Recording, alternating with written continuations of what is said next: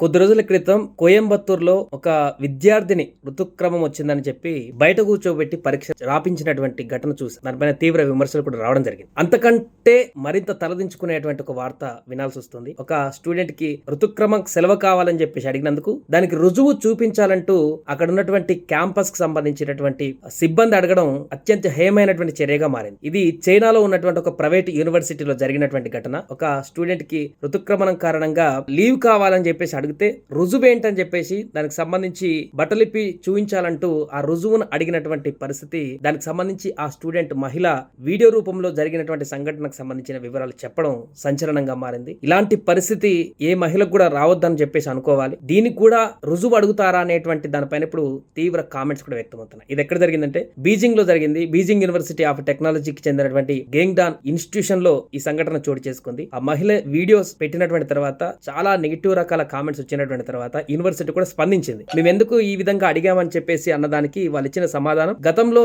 ఇలా తప్పుడు లీవులు తీసుకుంటున్నారు, ఋతుక్రమాన్ని చెప్పేసి చాలా మంది లీవులు తీసుకుంటున్నారు, దాన్ని అరికట్టడం కోసమే దీనికి సంబంధించి అంటే దీనికి కూడా ఒక ప్రత్యేకమైనటువంటి సిబ్బంది ఉన్నారు, ఒక రూమ్ ఉంది, అక్కడ పరీక్ష చేస్తారు తప్ప వేరే ఏం లేదని కవర్ చేసుకునేటువంటి ప్రయత్నం చేసింది. బట్ సెల్ఫ్ గోల్ జరిగినట్టుగా కనపడింది. దీనికి సంబంధించి తీవ్రమైనటువంటి విమర్శలు అయితే ఇప్పుడు వ్యక్తం అవుతున్నాయి. ఇలాంటి పరిస్థితి ఏ ఇన్స్టిట్యూషన్ లో కూడా రావద్దు, రాదు, అక్కడ వచ్చినట్టు అనేటువంటి కామెంట్స్ అయితే వ్యక్తం చేస్తున్నారు.